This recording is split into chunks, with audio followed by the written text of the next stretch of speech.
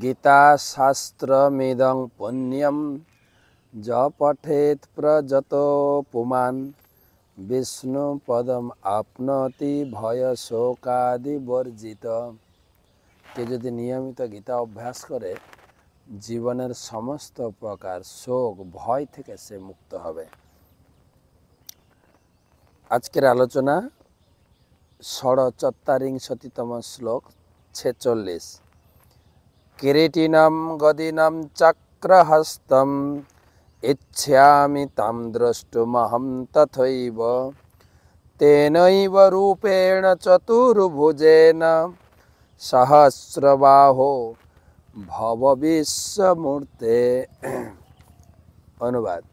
हे विश्वमूर्ति, हे सहस्रबाहु, आमी तोमाके पूर्ववत से किरीट गदा और चक्रधारी रूपे देखते इच्छा करी। এখন তুমি কৃপাপূর্বক তোমার সেই চতুর্ভুজ রূপ ধারণ করো।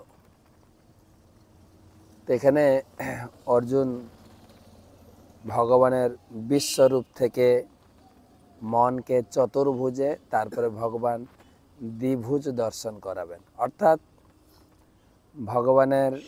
ভগবান কৃষ্ণের মধ্যে সমস্ত রূপ বিদ্যমান, তার থেকেই জগৎ সৃষ্টি, তার থেকেই এই জগতে সমস্ত রূপের সৃষ্টি, রূপের প্রকাশ।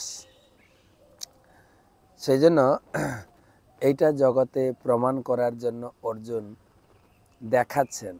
আমরা কখনো কখনো একটু হেজিটেড হয়ে পড়ি, যেরকম বৃন্দা দেবীর প্রণাম মন্ত্রে ওং বৃন্দায় তুলসী দেব্যই প্রিয়ায় কেশবসচ বিষ্ণু ভক্তি প্রদে দেবী সত্যবতে নম। না না, আমরা কৃষ্ণ ভক্তি বলবো, বিষ্ণু ভক্তি বলবো না। আরে কৃষ্ণের মধ্যে তো ভগবান কৃষ্ণের মধ্যে অর্জুন বিষ্ণু রূপ দর্শন করেছেন আর বিষ্ণু রূপে সম্বোধনও করেছেন। সুতরাং কৃষ্ণই বিষ্ণু। কৃষ্ণ যখন সর্বব্যাপক রূপে জগতে প্রকাশিত হন তখন বিষ্ণু মানে সর্বব্যাপক প্রকাশিত। তাই অর্জুন বিশ্বরূপ দর্শন করলেন, এখন চতুর্ভুজ দর্শন করবেন বা ভগবান করাবেন, আমরাও জানব। তারপরে ভগবানের সর্বশ্রেষ্ঠ রূপ দ্বিভুজ, সেটা প্রমাণিত হবে।